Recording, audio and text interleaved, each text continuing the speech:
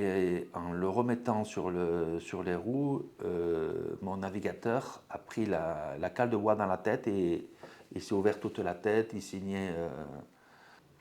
Dans la cabine, il y a dès qu'on passait si on avait des chips, des emballages de chips, ça explosait, les boîtes de médicaments, ça explosait, tout ce qui était sous vide explosait.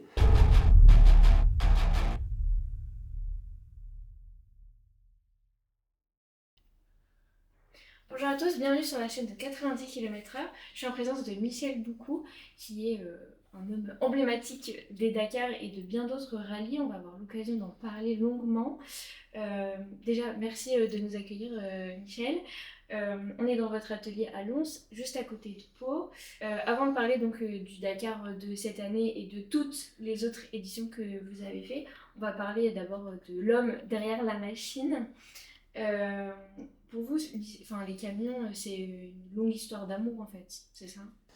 Oui, ça démarrait dès l'âge que j'ai pu avoir le permis, à 18 ans et un jour, j'ai passé mon permis poids lourd pour pouvoir faire mes activités professionnelles où je m'étais installé comme recycleur de déchets et j'ai acheté mon premier camion à 18 ans. Donc dès le début, c'était clair, votre projet, il était clair dans votre tête. Voilà. Ok. Et pourquoi le recyclage de déchets alors? Alors, moi, j'ai eu une scolarité toute simple. J'ai fait un CAP de tonneur ce métaux. D'accord. J'étais apprenti, puis après, j'étais ouvrier tonneur ce métaux. Mon employeur ne faisait que se plaindre des activités. Et un jour, je suis arrivé à l'atelier. Je lui ai proposé de racheter le tas de déchets qu'il avait derrière notre machine. Mhm. Il m'a fait une proposition à 3 francs du kilo. Je n'avais que 17 ans. C'était beaucoup de. Pour moi, ça faisait beaucoup d'argent. J'ai racheté les déchets dans la machine que j'ai revendu 3 fois le prix. Et ça m'a donné l'idée de m'installer à mon compte. Et du coup, j'avais 17 ans. Dès que j'ai eu 18 ans, j'ai acheté mon premier camion pour pouvoir faire face à cette activité où je me lançais comme recycleur dans les déchets. Ouais, vous aviez besoin d'un camion pour pouvoir Voilà. faire bien Pour faire cette activité. cette activité. Et après, vous êtes allé dans la réparation de poids lourds. Donc après, je me suis installé à mon compte dans le recyclage de déchets. Et j'ai commencé aussi à recycler des voitures et à monter en puissance dans mon entreprise.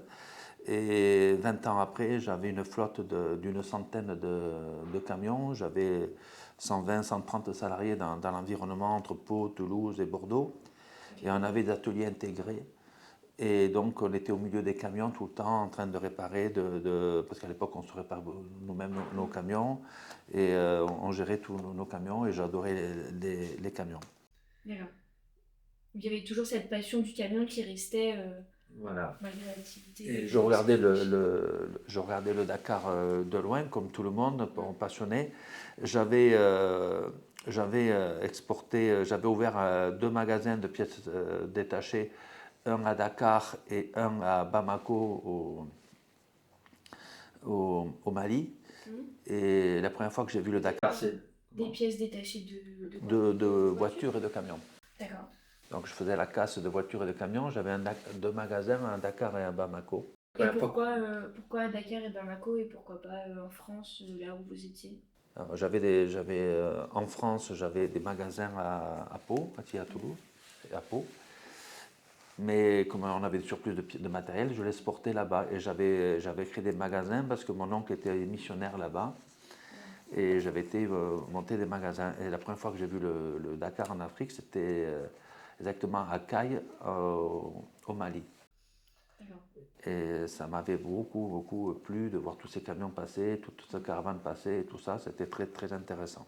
Puis de le voir en vrai, parce qu'on le suit à la Oui. télé, mais là c'était de le voir en vrai, quoi. De le voir en vrai. 2 ans après, j'ai un équipage palois que je sponsorisais avec mes entreprises qui m'a annoncé qu'ils allaient faire le Dakar. Et là on est en quelle année, pardon? Là, on est en 2006. Ok, donc juste au moment où vous allez fonder Beaucoup Assistance. Voilà, c'est comme ça que c'est parti, beaucoup assistance. J'ai un équipage palois qui faisait des courses locales, Rallye des Cimes, je sais pas, de France, qui m'ont annoncé qu'ils voulaient faire le Dakar. J'étais très intéressé, je leur ai proposé de le suivre avec un de mes camions en logistique. Et 2 mois avant de partir, l'organisateur qui s'appelle ASO a refusé mon camion parce qu'il fallait des camions spéciaux. C'est quel type de camion qu'il faut alors? Donc il fallait des camions 6x6 ou 4x4 et prééquipés. Et Renault m'en a confié un. Ah, finalement, vous avez pu partir. Oui, mais Renault m'a confié un camion qui venait de faire la route de la soie. Et donc j'ai fait mon premier Dakar en tant que logisticien, en tant qu'assistance. L'année suivante, l'équipe n'a pas pu repartir, mais Renault m'a demandé si je voulais faire du camion, donc je l'ai gardé et j'ai fait ma première année tout seul en proposant de l'assistance avec un seul camion et faire de l'assistance sur mon premier Dakar en Afrique. En Afrique cette fois-ci. Voilà. Et ça, en fait, vous vouliez continuer à rester sur le Dakar et du coup, vous avez trouvé un moyen. Alors comme on n'aime pas gaspiller l'argent dans la famille, mon camion, je l'ai mis à la location pour faire de l'assistance. D'accord. Et l'équipe a progressé. Et au dernier Dakar, ça fait 20 ans, et au dernier Dakar, on avait une vingtaine de camions sur le Dakar. Une dizaine de courses et une dizaine de logistiques. Okay. Donc on a évolué comme ça au fur et à mesure. Et mes activités ont été vendues et je n'ai gardé que cette activité. Maintenant, je ne fais plus que ça, de la logistique sur les rallyes. Donc il n'y a plus de recyclage de déchets? Non, ça c'est fini. On ne fait plus de recyclage, on ne fait que de la maintenance poids lourd et de la logistique pour les rallyes, la préparation de camions de course. Et ça, c'est depuis quand que vous avez basculé? Camions et voitures, hein, on fait après partout. Voilà, on s'est spécialisé dans le domaine. Et ça fait combien de temps que vous avez basculé sur uniquement de l'assistance? Ça fait 10 ans. Oui, quand même. Oui, ça fait une dizaine d'années. Oui. Et aussi, au fil des années, vous êtes bâti une réputation et vous avez trouvé votre place complètement au sein du Dakar. Oui, au fil des années, petit à petit, on a fait notre place. On a commencé à travailler pour les plus grandes équipes comme Toyota, pour Mini, pour Extred. Et petit à petit, on s'est fait notre place avec nos équipes et les pilotes qui viennent régulièrement, les camions. Et ça, c'était quand vous avez commencé, vous étiez sur du camion ou de la voiture, les deux peut-être? Alors, j'étais en camion et on assistait des buggy, des voitures.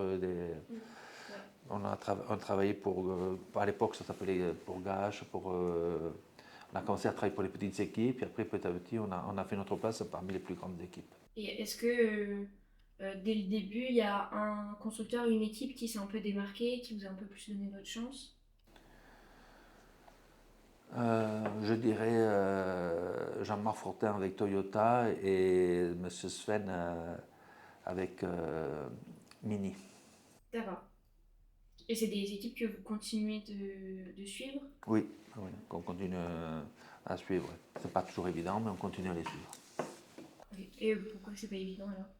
Parce que le niveau s'élève énormément, il y a de la concurrence aussi, et c'est devenu de plus en plus dur, un peu de plus en plus pointu.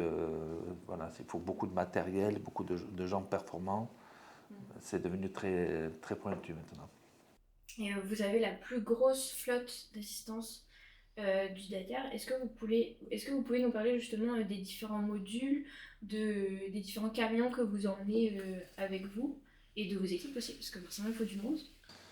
Oui, donc la base, c'est les camions d'assistance en course. Donc ça, en moyenne, on en a une dizaine entre le Dakar moderne et le Dakar classique chaque année. La base, c'est avoir des camions de course qui soient au plus près des concurrents en course. Le Dakar, c'est comme le Tour de France.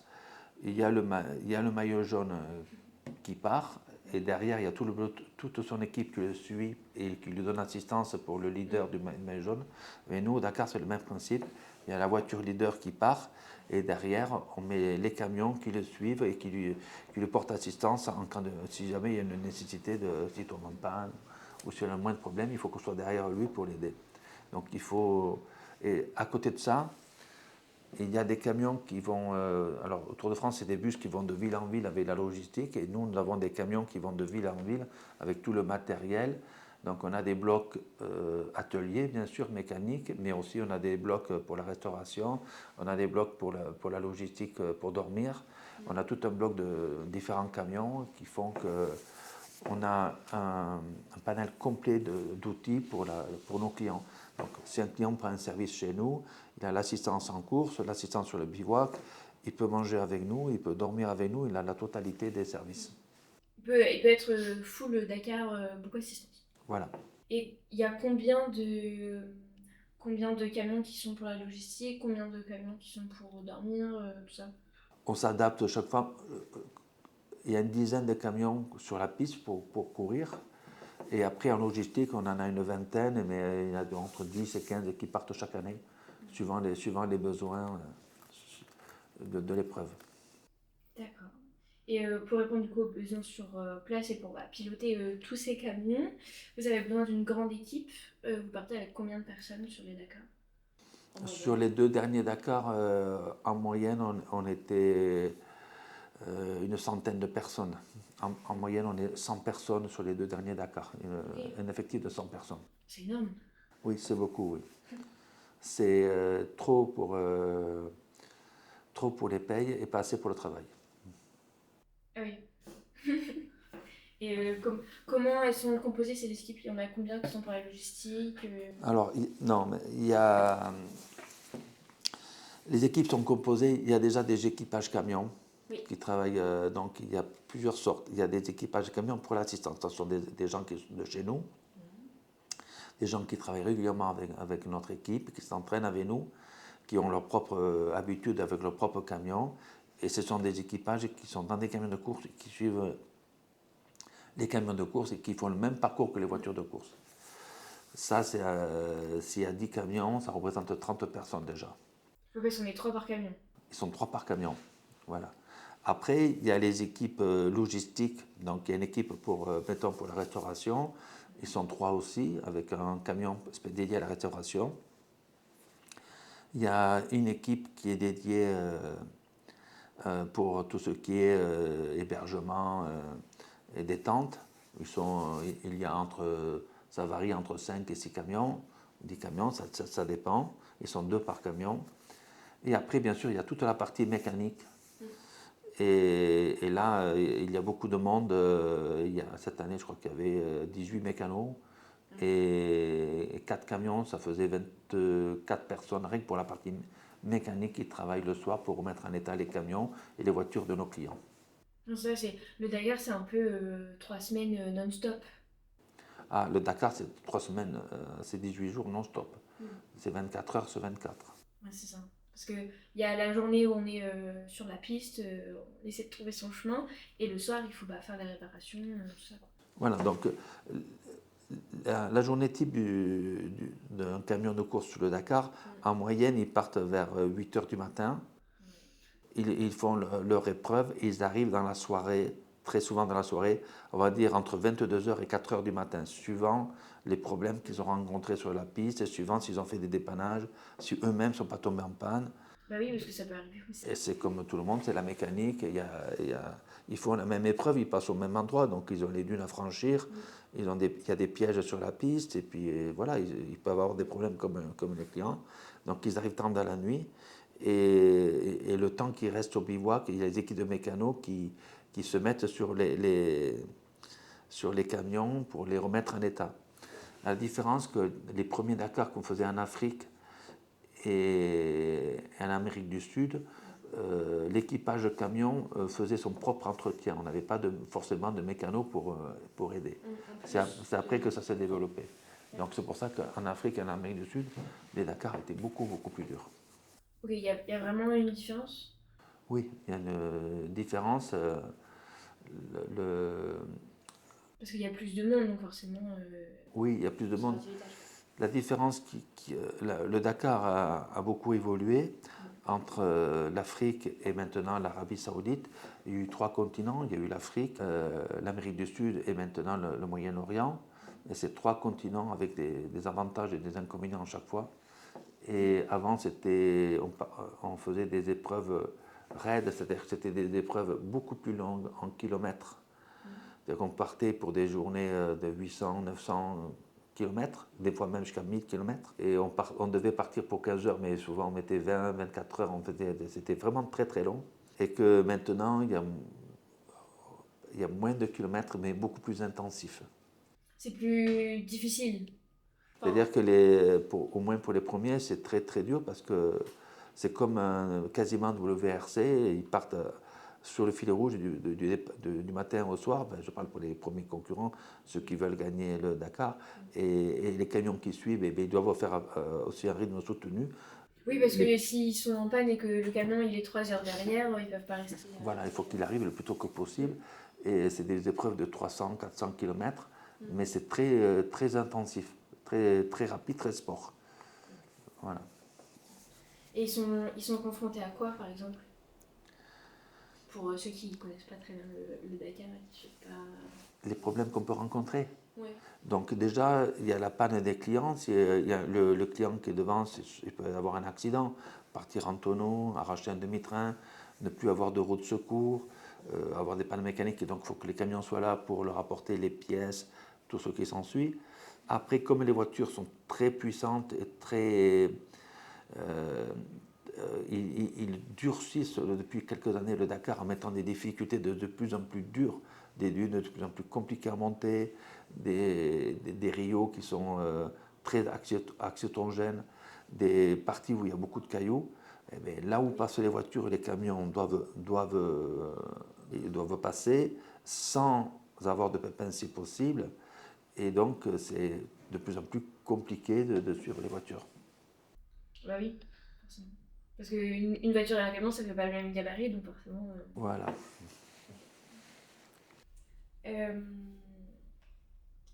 Je voulais revenir sur votre histoire du Dakar. Quand vous avez commencé, vous, en 2006, la course, elle existait déjà depuis plusieurs années. Comment est-ce que vous avez finalement réussi à vous faire une place je me dis, bon, maintenant, ça fait plus de 20 ans, donc forcément... 21 ans maintenant. 21 ans, voilà, ça. Donc vous êtes fait une place et vous avez été reconnu, puisque de toute façon, vous avez basculé votre activité uniquement sur ça. Au début, comment est-ce que ça s'est fait? Comment les équipes elles se sont rendues compte que vous, Michel Boucou, vous étiez un allié de taille important pour leur course et le bon déroulé de leur Dakar? C'est par persévérance. Il a fallu, bien sûr au début c'était difficile, j'étais tout nouveau avec mon équipage. Je roulais avec Armand Loureiro et José Martins, et il a fallu qu'on soit très très persévérant pour y arriver. Donc on a eu beaucoup de galères au début parce qu'on apprenait le travail, mais en 21 Dakar, on n'a eu que 2 abandons. Et ça fait une force. Une fois, on a cassé un pont avant du camion qu'on n'a pas pu renouveler. Le deuxième abandon, c'est quand on a pris un mur à 120 à l'heure. Le camion n'a pas abandonné, mais c'est moi qui ai eu les vertèbres cassées. Mais le camion a continué. Il faut dire stop à un moment donné, il faut rester en vie, quoi. Voilà. Comment ça s'est passé cet accident, justement? Que vous pouvez nous en parler? Oh, c'était au Pérou. Le jour du départ, il y a un des camions qui a été chercher une voiture dans un endroit très compliqué. Il s'est retourné. On a voulu le remettre sur les roues. Et en le remettant sur les roues, mon navigateur a pris la cale de bois dans la tête et il s'est ouvert toute la tête. Il saignait. Il a perdu connaissance, il saignait par les oreilles, il saignait par la bouche. On a pris peur, donc on a appelé les secours. Oui, heureusement. Heureusement qu'ils sont là et on les remercie. Donc on l'a rapatrié sur le bivouac. On a passé la nuit totale au bivouac. L'équipe médicale s'est occupée de lui. Le matin, ça allait mieux, il allait bien. Parce que s'il ne repartait pas, la course était finie, c'était le premier jour. Et l'organisateur de la course a dit, et les médecins ont dit que si jamais il pouvait mettre le casque, il pouvait repartir. Ok, c'était la condition pour qu'il reparte. Oui, et le camion. Oui, du coup, c'est bon. Voilà. Et, parce qu'il avait un poste clé, sinon on ne pouvait pas repartir. Et donc il a mis le casque, il a reçu le masque, et on a réussi à prendre le départ, mais on a pris le départ un peu à l'arrache. Et comme on n'avait pas dormi de la nuit, j'avais un jeune pilote avec moi qui est très, très reconnu maintenant, qui s'appelle Thomas Robineau, qui a pris le volant à ma place. Je me suis mis au siège du milieu et le navigateur à droite. Sauf que quand on est parti, il n'a pas pris le roadbook comme il faut. Et à un moment donné, il a fallu faire un grand coup de volant à gauche quand il s'est mis dans les notes et on est tombé sur un mur de dune, enfin un pied de dune, ça s'appelle, pas un mur, un pied de dune. Okay. On était à 120 à l'heure, à 126 à l'heure précisément, et on a fait un arrêt net. J'étais pas forcément bien attaché et je me suis cassé sur le choc, je me suis fracturé 3 vertèbres. Donc en gros, j'ai été évacué. Oui, à votre tour? Oui, à mon tour. Alors là, du coup, j'étais évacué pour de bon. J'ai dit à Thomas et à Jean-François, écoutez, hier on a eu un accident, ce matin on a un autre accident, vous continuez la course. Thomas, c'était sa première course avec nous. Ah oui, ok. Il ne voulait pas abandonner. Et Jean-François, il était avec le casque, avec toute la tête bandée. J'ai dit, écoutez, faites ce que vous pouvez faire, faites pour le mieux. Enfin, moi, j'étais évacué. Et donc, j'ai été rapatrié à l'hôpital militaire de Lima. J'ai suivi le Dakar depuis l'hôpital. Et ils ont gagné la catégorie cette année-là, tous les deux. Et finalement, malgré un début un peu chaotique de cette édition, ils ont gagné la catégorie. Enfin, moi, je l'ai suivi depuis l'hôpital, mais eux, ils ont gagné la catégorie. Voilà. Et suite à cet accident, j'ai mis du temps à m'en remettre. Oui, c'est ce que j'allais vous demander. Ça a été quoi les conséquences après Non, mais j'ai mis beaucoup de temps à me remettre de cet accident. Et du coup, suite à ça, j'ai arrêté de piloter. Mais par contre, je m'occupe de manager l'équipe et j'ai donné de l'ampleur, ce qui m'a permis de suivre l'équipe au bivouac et donner l'ampleur et donner le volant à des gens qui sont très performants et de suivre ça du cœur de l'équipe et de faire avancer, de faire évoluer notre équipe. Donc depuis ce moment-là, vous ne montez plus dans les camions? Je ne pilote plus de camion depuis ce moment-là. Ce n'est pas l'envie qui me manque, mais lorsqu'on a 100 personnes sur un bivouac, ça demande beaucoup d'activités, il faut manager toutes ces équipes, et donc j'ai trouvé ma place à faire ça maintenant. Et ça vous plaît quand même de suivre le Dakar de cette façon-là? Bon, ça fait toujours un petit pincement au cœur de voir les camions partir sans moi, mais c'est très agréable, c'est très bien aussi de suivre la cour de l'intérieur et de s'occuper de tout ça, c'est très très bien. Il y a de quoi faire, on ne s'ennuie pas et c'est très bien. Donc vous nous avez raconté comment ça se passait une journée sur le Dakar. C'est une journée, mais en vrai c'est 18 journées d'affilée quoi. Oui. Vous voulez que je vous raconte? Oui, allez-y. Une journée type. Voilà, c'est ça. Comment ça se passe une journée type sur le Dakar avec vous?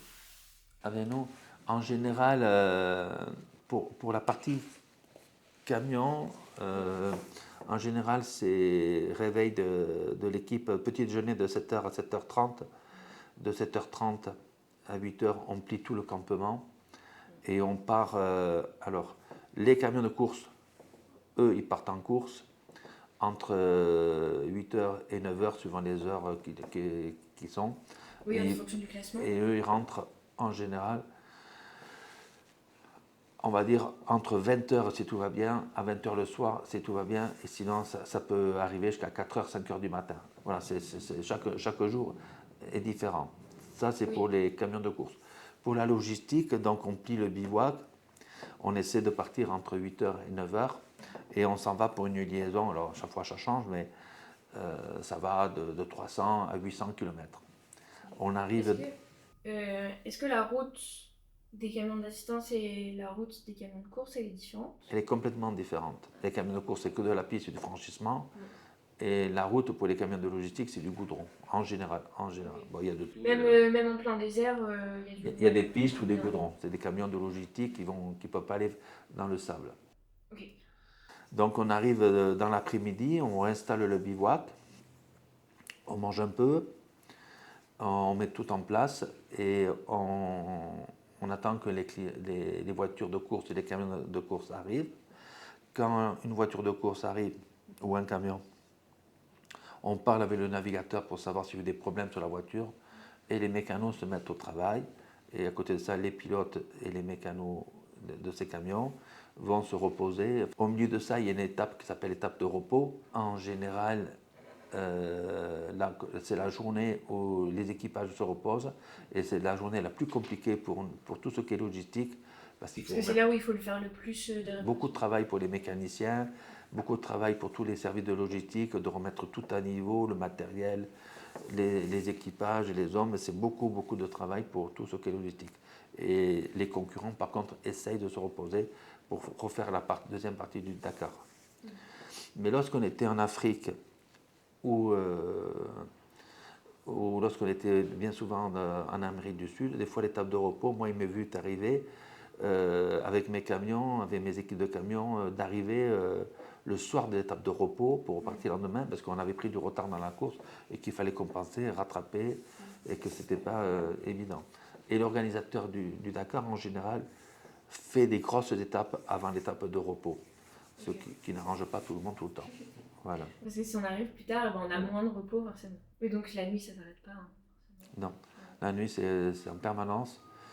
Et on a notre équipe de cuisine qui fait les repas jusqu'à 21h ou 22h. Excusez-moi, de 22 à 23h. Et de 23h jusqu'au petit déjeuner, ils laissent à manger de la soupe et du pain de fromage pour que les mécanos soient là, puissent s'alimenter, ou les pilotes quand ils arrivent dans la nuit. Mais ça tourne 24h sur 24, aussi bien la mécanique que la cuisine. Il n'y a pas de pause pour personne. Enfin, on s'organise pour en avoir, mais tout marche en permanence. Oui. Tout fonctionne en 24h sur 24 pendant tout le rallye. Vous nous avez dit que vous avez fait 21 éditions de Dakar. Est-ce que, pour que les gens se rendent un peu compte, vous pouvez nous parler de votre palmarès? On voit là... Avec l'équipe, tout confondu, on a 6 victoires. 3 victoires en camion d'assistance rapide. On a 3 victoires et on a 3 victoires aussi en Dakar classique. Oui. 3 podiums en Dakar classique, voilà. Et justement, le Dakar classique, c'est une course qui a été lancée en 2021, c'est ça hein? Oui. Qui est sur des camions plus anciens. Voilà. Est-ce que vous pouvez nous expliquer un peu ce que c'est? L'organisateur du rallye, David Cassera et ses services, ont voulu remettre en route tous les anciens véhicules, et c'est une très bonne idée qu'ils ont eue, pour faire recourir les anciens véhicules qui ont fait le Dakar dans le temps. Donc tous ces véhicules qui ont plus de 15 ans, je crois que c'est 15 ans ou 17 ans la date limite, ont voulu les faire recourir. Alors ça fait 3 ans, 4 ans maintenant. Donc la première édition, c'était assez sympa, on voyait les véhicules revenir et c'était un peu gentil. C'était une petite course parallèle au Dakar et ils ont pu remettre tous ces véhicules de collection. C'est un autre tracé qui suit? C'est un autre tracé qui suit, parallèle au Dakar. Ça fait beaucoup de circuits, si on compte toutes les courses différentes, plus les camions d'assistance, plus le Dakar classique, ça fait beaucoup. Oui, ça c'est complexe. Donc il y a pour le Dakar classique, c'est un parcours parallèle. Et là, surtout depuis l'année dernière, ils ont élevé le niveau parce que du coup, ces voitures, elles ont retrouvé leur punchy, elles ont retrouvé leur équipage et tout. Et ça devient une course très intéressante parce que, le niveau est adapté à ces voitures, mais il est quand même conséquent. Au départ, la première édition, c'était, on va dire, une sortie de ces voitures. Mais là, cette année, c'est devenu un deuxième Dakar pour ces voitures, une deuxième vie pour ces équipages. C'est devenu une vraie compétition très intéressante avec des véhicules de passion et c'est vraiment un outil vraiment très passionnant. Mais c'est vrai que sur le Dakar, alors, il y a la piste principale pour les leaders, pour les voitures qui font le vrai Dakar, c'est-à-dire tout ce qui est voitures d'usine et tout ce qui ont des SSV et tout ça. Donc ça, c'est un premier tracé. Bien souvent, il y a maintenant, surtout l'année dernière, il y avait un deuxième tracé pour les motos. Ok. Parce que sinon, ça faisait trop sur le même tracé. Ils ont décidé de partager en deux. Parce que sinon, comme on part les uns après les autres, ça faisait partir trop tard les camions et tout ça. Donc ils ont fait un deuxième tracé, c'est une très très bonne idée. Il y a un tracé pour le Dakar classique. Et il y a aussi un tracé pour le Dakar 1000. Et le Dakar 1000, c'est tous les véhicules avec les nouvelles énergies. Ah, on peut même faire le Dakar avec un... Véhicules de nouvelle énergie. Ok. Hydrogène, solaire, électrique, tout ce qui est nouvelle. Et là, Dakar 1000, pourquoi Dakar 1000? Parce que ces véhicules, ils doivent faire 100 km par jour Oui. avec des nouvelles énergies. Donc, parce que sur 10 étapes, ça fait 1000 km. Et c'est très bien parce qu'on voit vraiment des choses au début bizarres et qu'après ça devient. Il faut savoir quand même qu'avec le groupe Acciona en Espagne, je ne me rappelle plus de quelle année, mais c'était en Amérique du Sud, on était la première équipe à mettre une voiture électrique sur le Dakar. Et oui, et on nous a pas pris, tout le monde rigolait de nous. Ouais, vous avez pas pris au sérieux au début parce que... Non, mais on n'est pas pris au sérieux parce que pour faire rouler une voiture électrique à l'époque, il fallait la recharger. C'était en quelle année? Je ne me rappelle pas précisément de l'année, mais il y a une quinzaine, devait être une quinzaine d'années de ça, avec le groupe Acciona espagnol, qui est un gros fournisseur d'énergie dans le monde. Ils ont développé cette voiture, c'est nous qui avons la partie logistique, et on a été obligés de mettre des groupes électrogènes pour recharger cette voiture tous les 150 km, plus mettre un camion sur la piste qui puisse attracter si jamais il n'arrivait pas à faire ces 150 km d'autonomie. Et vous voyez bien que le Dakar était expérimental pour cette voiture, et vous voyez bien qu'aujourd'hui, les batteries, tout a évolué, les voitures font 700, 800 Oui, km. forcément, en 15 ans, il y a eu une évolution sur tout ce secteur-là. Donc, puis c'est normal aussi de montrer sur le Dakar que c'est possible. Oui, et le Dakar, bien souvent pour les usines et pour Dacia maintenant, pour Land Rover qui vient cette année, tout ça, ils essayent ils mettent leur prototype, leur voiture, ils font des choses qu'après ceux qui mettent en place, comment dire ça, ils essaient sur les Dakar et après ils le mettent en place sur les voitures et les voitures et les camions de tout le monde. C'est un test Grandeur nature. grandeur nature, mais intensif. Ouais. Quand même. Moi, Parce que c'est des conditions particulières de route. le plus grand test qui me fait. Alors, il y a beaucoup de choses positives. Le plus grand test, la plus grande chose qu'ils ont développé qui me fait. Que je ne suis pas très content, c'est tout ce qui est. À l'époque, quand on faisait le Dakar, quand on arrivait le soir au bivouac, on recevait le relevé de nos amendes. Excès de vitesse, ou si on avait fait. C'était dérouté de la route. Et donc, vous avez des amendes si vous roulez trop vite? Oui, bien sûr. Ah bon? Bah pourtant, c'est une course, on pourrait se dire que plus on va vite, mieux c'est. Oui, mais il y a des villages où on a on doit pas. Il y a des zones où on doit, surtout dans les traversées de villages, on ne doit pas dépasser les 50, les 60 à l'heure. Il y a des zones, des fois on emprunte des routes, on doit respecter la réglementation. Il y a toute une réglementation là-dessus. Et moi, je me rappelle très bien, il y a certains Dakar, on arrivait le soir, on avait nos amendes, ou au moins les relevés d'infraction. Et ça, c'était innovant, ça n'existait pas. Et qu'aujourd'hui, lorsqu'un camion passe à côté d'une borne, ils savent détecter si votre camion routier est à jour ou pas des papiers et s'il a fait des excès ou pas.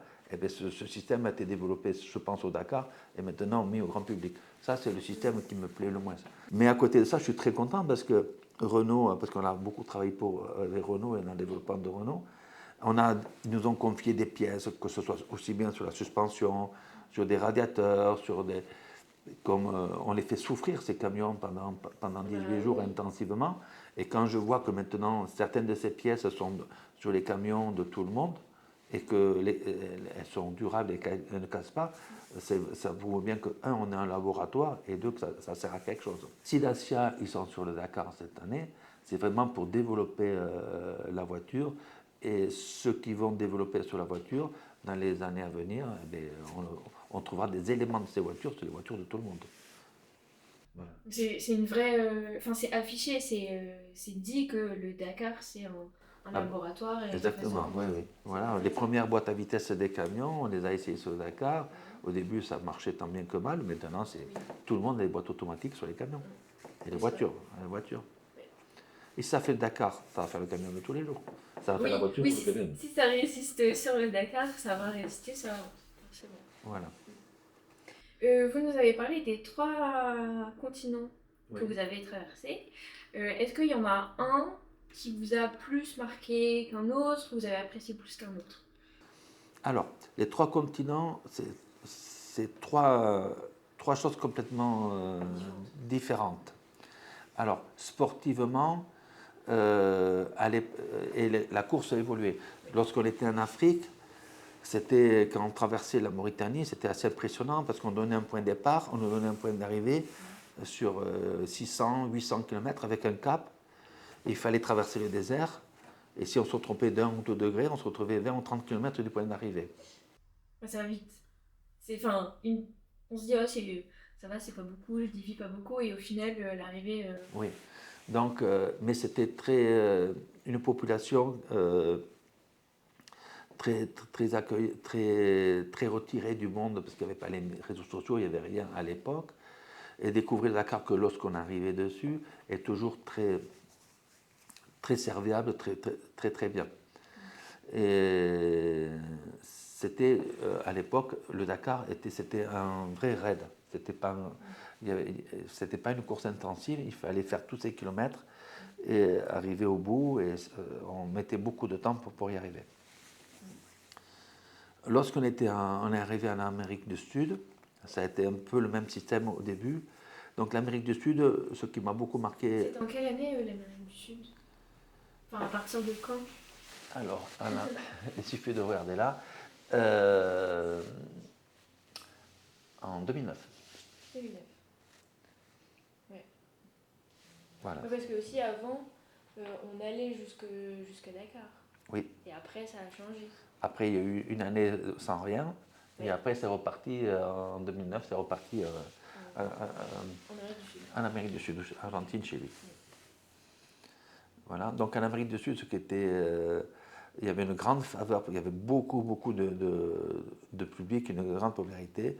Et ce qui était chaque fois impressionnant, c'est la traversée de la Cordillère des Andes, que chaque fois on traversait la Cordillère des Andes, au moins 2 fois dans un sens et dans l'autre sens. Okay. Et ça, c'était très particulier. Et pourquoi c'est particulier la Cordillère des Andes? Bon, déjà, moi je ne connaissais pas à l'époque la Cordillère des Andes. C'est pas comme ici, on monte en altitude progressivement. C'est des grands plateaux, des grandes lignes droites. Il n'y a pas au moins au début. Il n'y a pas de grands. Au début. De 0 à 4000 mètres, il n'y a pas grand chose. Mais après, dès qu'on dépasse les 4000 mètres, il y a de grosses montées plus arrêtées. Et la première fois, on était très surpris parce qu'on roulait, mais on ne savait pas quand on part le matin, on ne savait pas, le roadbook ne nous dit pas ce qu'on fait, par où on passe, on découvre au fil de la route. Au fil. Et on ne comprenait pas, le camion, il n'avait pas de puissance, il chauffait, on avait un peu de mal à respirer, on ne comprenait pas ce qui se passait, alors on essayait de comprendre pourquoi le camion chauffait et tout. Et au fur et à mesure qu'on montait, dans la cabine, il y a dès qu'on passait si on avait des chips, des emballages de chips, ça explosait, les boîtes de médicaments, ça explosait. Tout ce qui était sous vide explosait et on ne comprenait pas pourquoi. On pensait que c'était périmé, mais pas du tout. Ça doit être impressionnant. C'était parce qu'il manquait d'oxygène. On manquait d'air et donc tout ce qui était sous vide explosait. Donc l'organisation nous obligeait à avoir des petites bouteilles d'oxygène, on s'en servait, et tout au long de la course, bien sûr, l'organisation mettait ce qu'il fallait. Il y avait tous les 15 ou 20 km, il y avait des ambulances avec de l'oxygène pour qu'on y arrive. Mais là, on commençait à comprendre qu'on était en étude et que toutes les pannes étaient liées à ça, donc il fallait gérer différemment. Et après, il est vrai qu'il y avait des passages comme on ne roulait pas sur les routes, comme on roulait que sur des pistes, il y avait des passages très très compliqués qui faisaient très peur. C'est là où j'ai eu les grandes peurs dans tous les Dakar que je peux le dire, c'est la traversée des Cordillères des Andes. Il fallait vraiment que le camion n'ait pas de problème mécanique parce que on passait dans les montagnes et si jamais on est crevé, on avait une crevaison ou une fausse manœuvre, il y avait des vides, des précipices énormes, énormes. On ne voyait pas le fond et c'était très très impressionnant, surtout quand on roulait de nuit ou s'il pleuvait. Voilà. Oui, ça ajoute encore plus de la difficulté, quoi. Voilà, parce que bien souvent il pleuvait, c'était des pistes de boue, avec de la boue, pas trop d'adhérence, ou des pistes de cailloux, ça pouvait prêter à... Enfin, ça rassurait pas, quoi, voilà.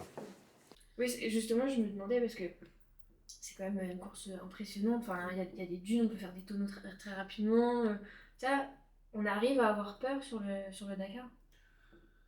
Enfin, à se faire peur, peut-être? Oui, celui qui vous dira que non, j'aurais du mal à le croire. Lorsqu'on pousse les machines et qu'on pousse à l'extrême, on peut arriver à se faire peur, on peut arriver à se...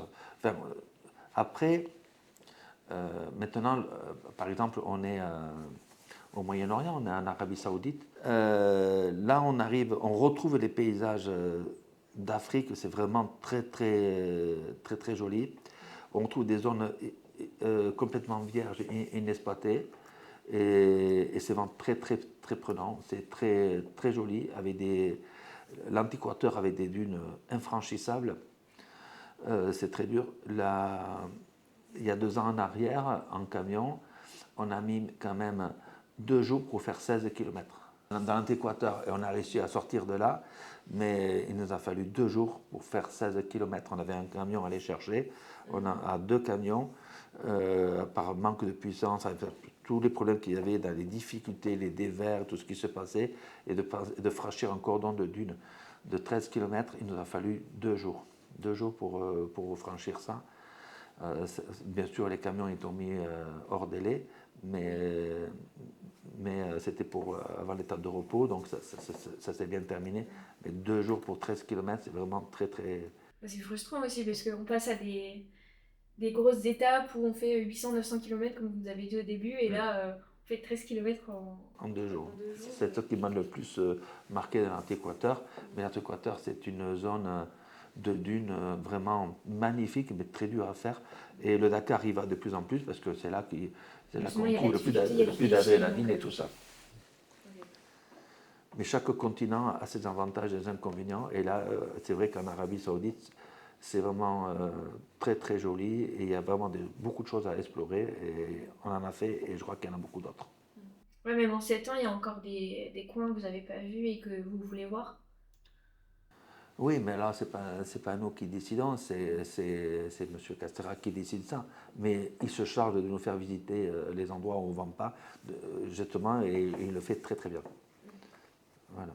Vous avez toujours été content des tracés en 21 éditions Oui, franchement, oui, oui. Oui. À la fin, en Amérique du Sud, on passait plus ou moins toujours dans les mêmes endroits, mais on a changé de continent. Je crois que c'est pour ça qu'ils ont changé aussi. Oui, mais il y a d'autres raisons certainement, d'autres raisons géopolitiques. Parce qu'en Amérique du Sud, c'est devenu un peu plus compliqué qu'en Arabie Saoudite, ils sont devenus plus accueillants. Mais je pense qu'il y a ça qui joue dans la balance. Mais c'est vrai c'est bien de passer on a fait 3 continents et j'espère que ça va continuer et qu'il y aura un 4e continent par la suite. J'espère. Vous voudriez aller où alors? Hein? Vous voudriez aller où pour le 4e? Mais il y a l'Afrique du Sud, il y a l'Asie, voilà, il y en a un peu partout de la place pour faire de la course. Mais bon, ça, c'est les organisateurs qui décident, qui voient.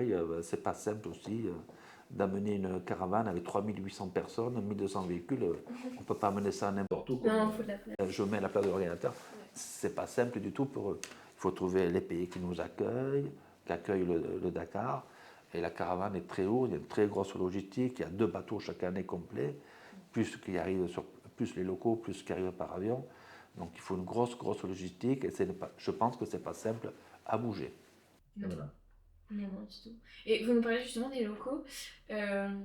Vous êtes souvent bien accueillis. Il y a des gens sur le tracé de la route qui, comme au Tour de France, quand les caravanes passent. Oui, alors en Amérique du Sud, c'est vraiment comme le Tour de France. Il y avait beaucoup de spectateurs.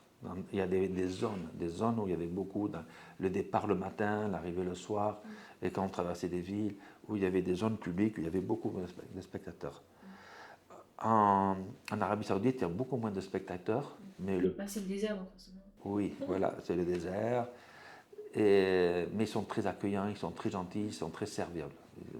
Mais partout où on est passé, dans tous les continents où on a été, on n'a jamais eu de problème avec le public. Ok, super. Je vais revenir sur un peu la mécanique. C'est quoi les premières pannes qui arrivent sur les camions et les voitures, en général? C'est les crevaisons. Okay. Voilà, ça c'est le problème numéro un, c'est les crevaisons. Après, la panne numéro 2, il y a souvent des accrochages qui font qu'on arrache des roues, parce qu'il faut rouler vite et des fois on peut attraper des cailloux, autre chose. Après, la panne mécanique, c'est la panne mécanique, ça peut être les transmissions, ça peut être...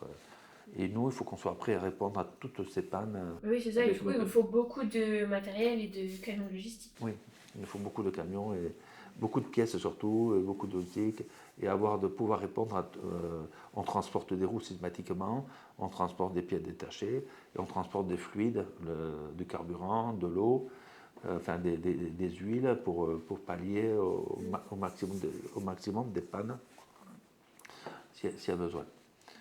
Et là, on a mis une nouvelle logistique en place depuis cette année, c'est-à-dire qu'on a des camions de course, mais on a aussi des SSV de course qu'on transforme en SSV d'assistance. Comme ça, si des fois on peut débarquer la pièce du camion, la mettre dans un SSV et qui va plus vite, ou forcément, si le camion ne peut pas y accéder, mais le SSV il peut y accéder. Et plus rapidement qu'un camion s'il y a besoin. Ça, on développe ça depuis 2 ans et ça marche bien. Oui, vous avez des bons résultats sur ça. Et justement, est-ce que ça vous est déjà arrivé qu'il y ait eu entre guillemets, trop de panne dès le début sur un type de pièce et vous vous retrouvez à pas pouvoir avoir la pièce de rechange pour une panne et à devoir faire un peu de bricolage? Souvent. Souvent, il faut réfléchir, trouver mais on a des mécanos en or dans les camions, si ça veut vraiment se débrouiller, soit ils arrivent à souder, soit on arrive à compenser, soit on arrive à remorquer la voiture, parce que souvent on la remorque aussi. Mais ça nous arrive souvent de ne pas avoir la bonne pièce, mais il faut jongler, trouver. On a toujours sorti les voitures, ça n'a jamais été simple, mais on n'a jamais laissé une voiture dans le désert. Voilà. Non, c'est une règle. On a toujours réussi à sortir les véhicules. Et est-ce qu'il y a des pannes qui arrivent plus au début et après ça se tasse et on a d'autres qui arrivent plus sur la fin de la course?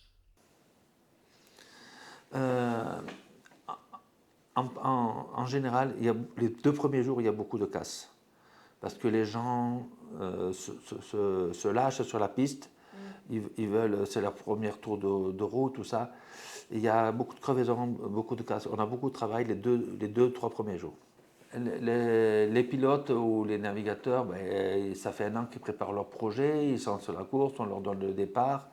Et bien souvent, ils attaquent fort. Et si on attaque fort, ça peut lâcher, ça peut crever, ça peut partir en tonneau. Il y a beaucoup de monde. Après, les jours jusqu'à l'étape de repos, ça se calme. Ça va. Après l'étape de repos, en général, il y a pas mal de boulot, pas mal de casse.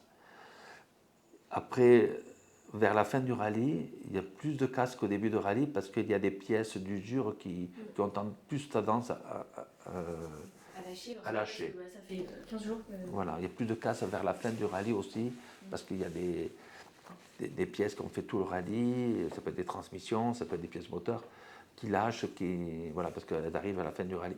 Mais c'est un petit pourcentage. Il y a un peu plus de boulot, quoi, c'est tout. Ok. Voilà. Donc c'est pas vraiment étalé, il y a quand même des temps forts tout au long de la... Chaque jour, c'est différent. Oui. Voilà. Il y a des jours où on peut être assez calme en activité, puis il y a des jours où il y en a de partout et on ne sait pas comment, enfin, on ne sait pas de quoi ça vient, on n'arrive à pallier à tout, mais chaque jour est complètement différent. Et est-ce qu'il y a des modèles de camions, de voitures qui ont plus de pannes que d'autres ou qui sont plus faciles à réparer que d'autres? Ou c'est Non, pas... il n'y a, pas de, il y a pas de, il y a pas de règle. Il y a la partie, pour le rallye, il y a trois parties qui comptent pour que ça se passe bien. Il y a le pilotage. En deux, il y a la navigation. Et en trois, il y a la mécanique. Il faut un amalgame des trois pour que ça se passe bien. Il faut que le pilote comprenne que c'est un rallye raid. Il ne faut pas que le navigateur se perde et il faut que la mécanique tienne.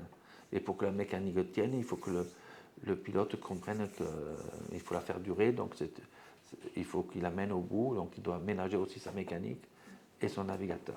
Est-ce qu'il y a une année où vous avez plus de problèmes de mécanique à faire qu'une autre? Peut-être les années où il y a eu la Corvinardie. Oui. Ouais. Je crois que c'est en 2010. Argentine, Chili. Ok. Et là, cette année, c'est. Hein? C'était la plus intense. Pour nous, ça a été la plus dure. C'était la plus dure. Et j'étais pilote à l'époque, j'étais pilote d'un des camions de mon équipe. Et à la fin de la première semaine, le manager de notre équipe, qui s'appelle Sébastien, il m'a dit qu'à la fin de la première semaine, il m'a dit qu'il avait regardé qu'on avait, mon équipage et ceux de notre camion, qu'on avait dormi 16 heures dans la semaine.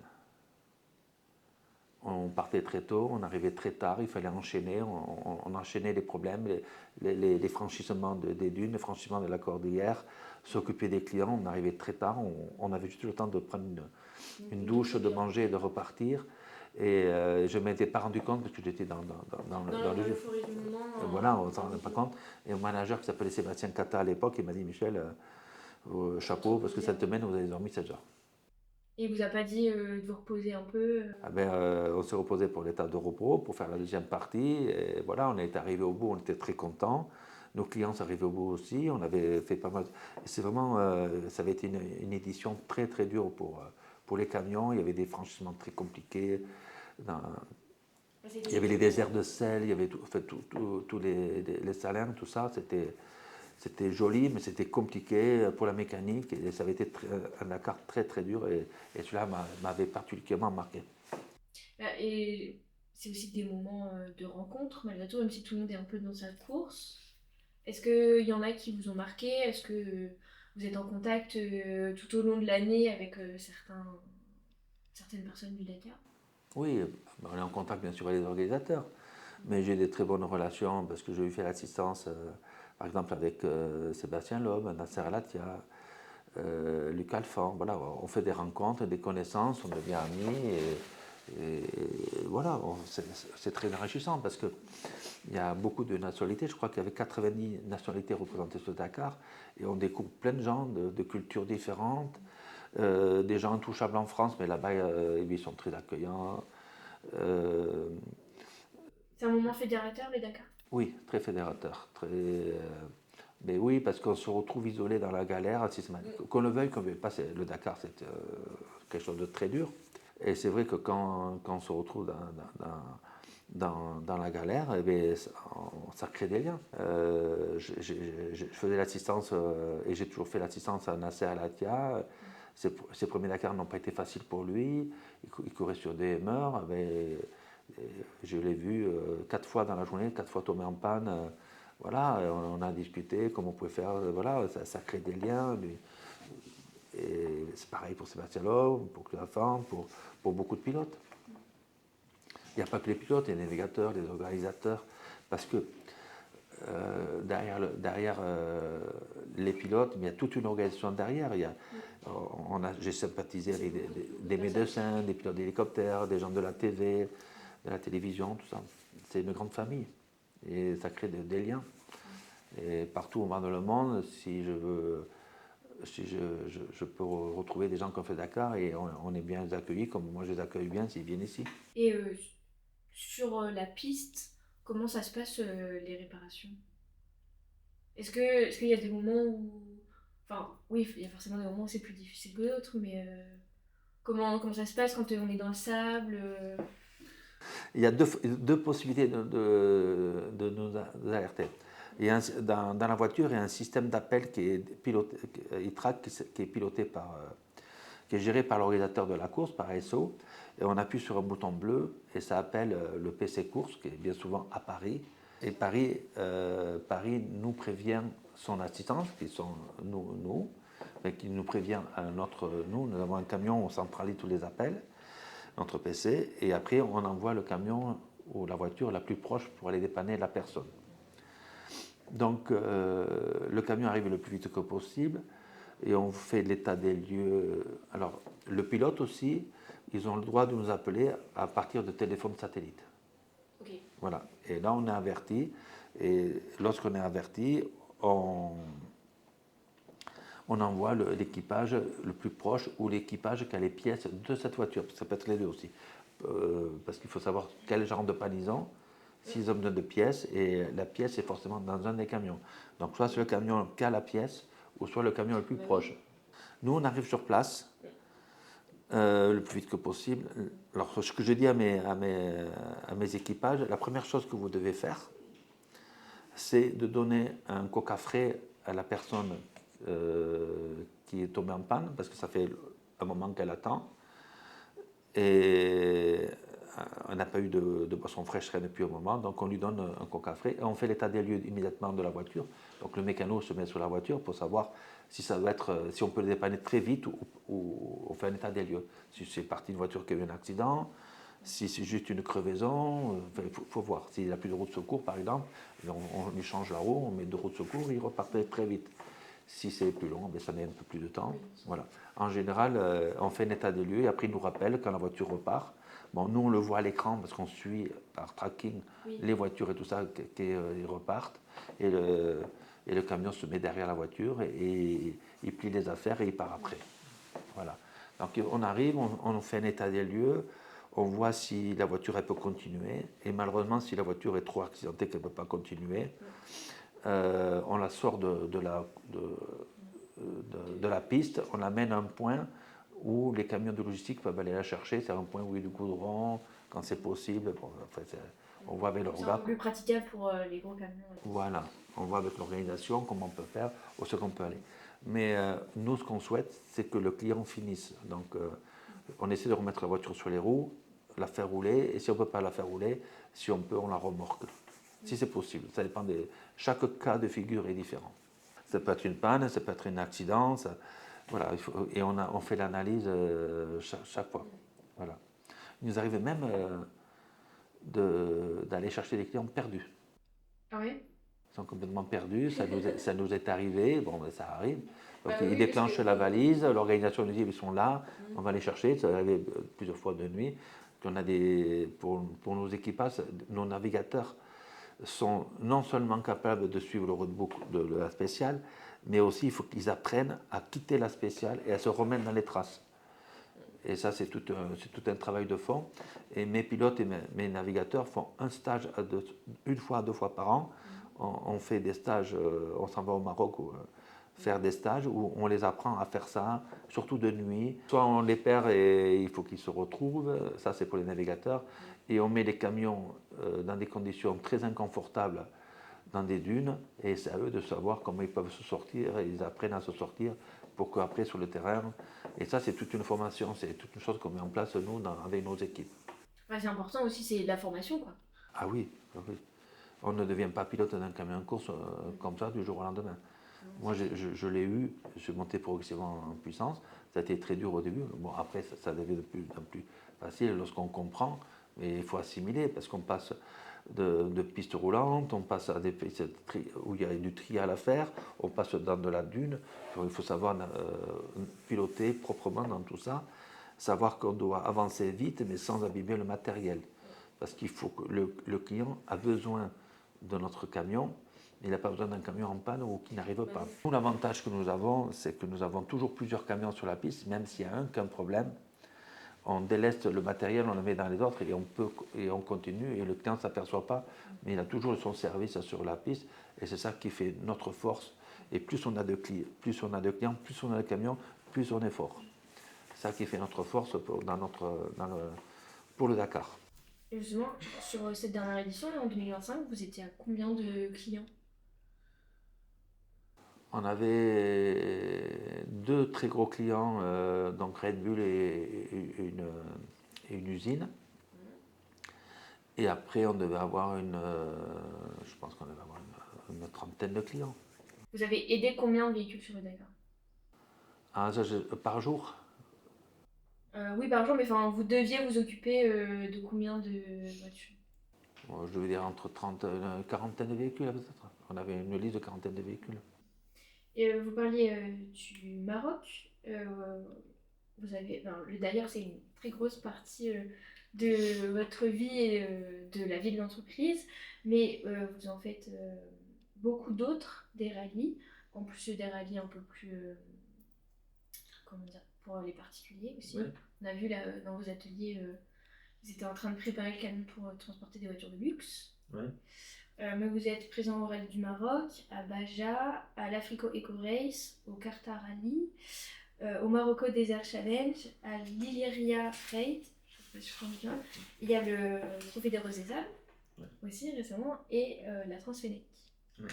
C'est ça. Parce que vous êtes propriétaire aussi. Alors, il y a deux choses. Il y a des particuliers ou des équipes ou des usines même, enfin, qui ont un programme à l'année. Et nous, on met des camions de logistique pour les accompagner sur ces courses-là. Alors, on fait beaucoup de courses au Maroc, on fait les Baja en Espagne et au Portugal, on fait toutes les épreuves du championnat du monde s'il y a besoin, suivant la demande de nos clients. Donc, on prend des camions de logistique. Alors, c'est sur leurs besoins. Il y a le transport des véhicules, les ateliers mécaniques, et bien souvent de quoi à se restaurer et à dormir. Et on adapte ça suivant les épreuves qu'on fait, soit au Maroc, soit ailleurs. Et parallèlement à ça, nous sommes propriétaires j'ai un associé sur le Trophée Rose des Sables. C'est une course, 100% féminine qui a lieu au Maroc. Donc là, on fait découvrir le rallye raid à des équipages 100% féminins et solidaires. Et on est aussi propriétaire d'une course en Tunisie qui s'appelle la Transfenec. Et donc là, pour la Rose des Sables et pour la Transfenec, et pour le raid Boukou qui a lieu 2 fois au Maroc, ça fait 4 épreuves, donc nous en sommes propriétaires, organisateurs. Donc là, on organise tout du début à la fin, on fait les parcours, on fait la logistique, on fait l'hôtellerie, on s'occupe de tout. On est propriétaire de ces épreuves. C'est récent, ça fait 3 ans, 4 ans qu'on s'est lancé là-dedans. C'est pour développer nos activités et avoir un panel d'activités en plus du Dakar pour occuper les effectifs tout au long de l'année. Et du coup, sur donc, la Rose des Sables et la Transfenec, c'est les 2 dernières acquisitions de Boukou Assistance. Oui, du groupe, oui. Du groupe. Donc, la Rose des Sables, c'est féminin. Voilà, et je crois que c'est pas des professionnels. Non. C'est ça. Donc, la Rose des Sables, c'est un rallye 100% féminin et solidaire. La Rose des Sables, c'est un challenge pour des dames qui, bien souvent, ont eu des parcours difficiles dans leur vie, en construction suite à une maladie, suite à un divorce, suite à une promotion dans le travail, suite à des événements de leur vie et qui veulent relever des challenges. On trouve beaucoup d'équipages aussi, mères et filles ou sœurs, ou collègues de travail. Et ça n'a rien à voir, ce ne sont pas des compétitrices, ce sont des compétitrices dans l'âme, et comme je leur dis, elles n'ont rien envié à des grands compétiteurs, parce qu'elles sont très très volontaires et elles sont impressionnantes comment elles vont au bout des choses, parce qu'elles doivent monter leur association, monter leur budget, faire leur préparation, aller jusqu'au départ, et après elles doivent faire l'épreuve en elles-mêmes. Et c'est un combat pour elles, et c'est impressionnant l'énergie qu'elles passent à monter leur... comment dire, pas leur... certaines, c'est une passion d'une vie qu'ils vont réaliser elles-mêmes, et c'est impressionnant l'énergie qu'elles mettent là-dedans. C'est un, un moment important pour elle de le faire. Voilà, c'est un moment important, c'est ce qu'on ressent, c'est un moment important d'arriver à relever ce challenge. Et c'est très très impressionnant parce que ce sont des femmes, surtout celles qui ont eu malheureusement le cancer et tout ça. Mais c'est un deuxième défi de revivre et de se retrouver dans le désert. Elles adorent être dans le désert, faire des feux de camp, faire l'étape marathon. Elles adorent ça, mais il faut y arriver jusqu'à là. Et il faut lever tous les défis qu'il y a à lever. Et c'est nous qui mettons en œuvre pour les amener à ce challenge individuel. Est-ce que vous pouvez nous parler de cette épreuve marathon, justement? Alors, oui, lorsqu'elles font la Rose des Sables, dans la Rose des Sables, il y a une étape marathon où elles sont 48 heures, c'est-à-dire sur 2 journées, livrées à elles-mêmes en autonomie. C'est-à-dire qu'elles partent avec la tente, le lit de camp, de la nourriture, et elles sont livrées à elles-mêmes. Et elles doivent faire 2 étapes, avec une étape où elles dorment dans le désert en mode bivouac. Et c'est un gros challenge pour elles. Donc elles se regroupent, elles font. Donc nous, le but, c'est d'arrêter. On leur dit qu'à partir de 17h, le chrono s'arrête. Et à 17h, elles doivent commencer à faire leur campement, et elles font le campement, et elles repartent le lendemain matin à 8h. C'est un peu comme dans Pékin Express, la balise sonne, on s'arrête. Voilà, c'est un peu comme ça. Voilà. Et nous, on organise pour elles, on a toute une équipe en place tout au long de l'année qui prépare l'événement, qui prépare cet événement. Voilà. Okay. Et une autre course sur laquelle je voulais revenir, c'est la Transfennec. Oui. Parce que c'est la dernière arrivée de votre groupe. Oui. Ça s'est fait quand et comment? Oh, c'est par relation et croisement de personnes, de passionnés dans la vie. Donc on s'est croisés, on a parlé de choses d'autres, et on s'est mis d'accord parce qu'ils voulaient donner un nouvel élan à la Transfennec, et avec la possibilité d'avoir un panel pour les clients entre les raids qu'on organise, et participer aux autres événements. Comme ça, les clients de la Transfennec pouvaient aussi avoir la panel des autres événements. Et donc, ce qu'il y a de bien, c'est que la Transfennec est en Tunisie, n'est pas au Maroc. Donc, ça nous change déjà de pays. Et c'est une course. Alors là, c'est pareil, ce ne sont pas forcément des grands compétiteurs. Et d'ailleurs, ce n'est pas une course, on précise bien que c'est un raid. C'est une balade de ville en ville, en passant par des campements en plein désert, en passant par des oasis, en passant... et c'est plus une balade qu'une course. Et ils font tout un parcours en passant dans les grandes dunes de la Tunisie et en traversant la Tunisie. Et c'est vraiment un très très bel événement. Et là, ce n'est pas forcément des compétiteurs, ce sont des gens qui ont des... C'est essentiellement ouvert au CSV, mais aussi maintenant on va l'ouvrir aux 4x4, à tous les 4x4. Et c'est des grandes balades organisées, encadrées, avec un service médical, un service logistique, avec un tracking, et tout est bien organisé pour que les gens passent des bons moments en faisant des belles balades dans le désert. Il n'y a pas l'aspect chronométré. Donc on prend plus le temps, ils peuvent s'arrêter, passer des moments à prendre des photos s'ils veulent, ils peuvent s'arrêter pour bivouaquer s'ils veulent. Le chrono ne rentre pas en ligne de compte. On demande de partir à un point A à un point B en suivant et à suivre des traces qu'on leur donne, mais il n'y a pas de chrono. C'est une grande balade encadrée. Et donc ça fait beaucoup de courses pour beaucoup. Oui. Comment est-ce que vous arrivez à vous organiser tout au long de l'année pour avoir le nombre de camions disponibles, le nombre d'équipages disponibles? Bon, après, on a bon, en logistique, on a beaucoup de véhicules, on a une vingtaine de véhicules, et on a des gens qui viennent par passion. On a des permanents. Je crois qu'on a une vingtaine de permanents l'année. Il y a la moitié, c'est dans l'administratif, dans les bureaux. Il y a bon, bien sûr de la compta, la gestion, mais il y a des coachs sportifs qui appellent les gens, qui appellent les filles des raids de la Rose des Sables ou de la Trente Fenech, qui suivent la clientèle. Après, on a une équipe d'ouvreurs, d'organisateurs qui font les traces, les parcours, les réservations des hôtels s'il y a besoin, l'implantation des bivouacs. Et tout ça représente une vingtaine de personnes à l'année et on se répartit les déplacements. Dedans, il y a 2 mécanos, 2 chaudronniers et des chauffeurs. Ok. Donc ça fait beaucoup de monde sur le pont. Mais là, on est une vingtaine en ce moment de personnes à travailler pour organiser tous ces événements. Ok.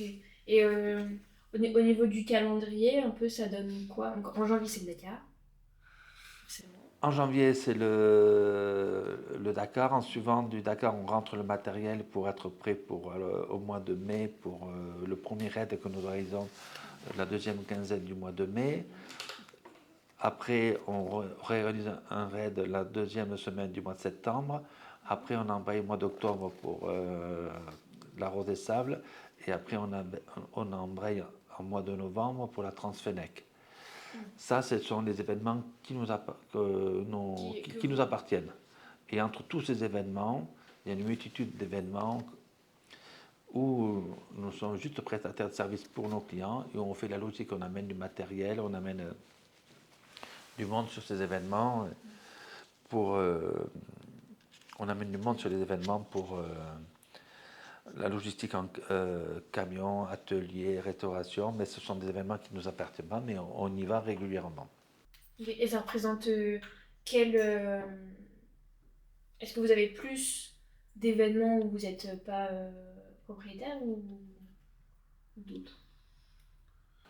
Non, ça s'équilibre. Je ne sais pas vous dire, c'est à la demande. C'est la demande là. Il y a des années avec plus de demandes que d'autres? Donc chaque année, ça augmente pour Ok. nous. Ça monte en puissance. Chaque année, on a de plus en plus de demandes dans tous les domaines et surtout dans les courses que nous organisons nous-mêmes. Ça monte en puissance chaque année. J'ai justement, imaginons, moi, demain, je veux participer à la Rose des Sables ou à la Transfélec. Comment ça se passe? Je vous appelle et je vous dis, bon, bah voilà, je veux participer. Il y a 2 cas de figure. Soit vous découvrez le raid par le biais des réseaux sociaux. Donc vous demandez à avoir des renseignements. Et là, il y a quelqu'un de chez nous qui va vous rappeler et qui va vous orienter suivant votre profil, ce que vous voulez faire, la course que vous voulez faire. Et là, on va vous prendre en main et vous accompagner jusqu'à un bulletin d'inscription. Une fois que vous avez fait le bulletin d'inscription, il y a tout un tas d'étapes à suivre et on vous accompagne jusqu'au départ de la course et après, bien sûr, jusqu'à la soirée de gala. Il y a toujours une soirée de gala à la fin de la course et on vous ramène, vous, en avion et votre véhicule en Europe. Et De A à Z. de A à Z, on s'occupe de tout. De A à Z, on s'occupe de vous et c'est normal, c'est notre job. Et le deuxième cas de figure, du coup? Comment? Parce que vous nous avez dit, il y a 2 cas de figure, soit on vous découvre par les réseaux sociaux. Ou soit vous nous appelez directement, et là ça devient le même schéma, on vous attitre une coach, une personne qui va s'occuper de vous du début à la fin de l'événement, aussi bien que ce soit pour les raids qu'on organise, ou aussi bien pour la Rose des Sables ou la Transfenech, et voilà. Ok, d'accord. Et bah comme ça, vous, derrière votre écran, vous saurez si jamais vous voulez partir avec beaucoup d'assistance sur un rallye ou un raid. Voilà, beaucoup d'assistance, beaucoup de compétition. Voilà. Rose des Sables, Transfenech. C'est ça, super. Est-ce que vous vouliez ajouter quelque chose? Bon, je pense qu'on a fait le tour de pas mal de choses là. On a fait le point. Et bah, merci Michel pour toutes ces réponses, c'était hyper riche, hyper intéressant.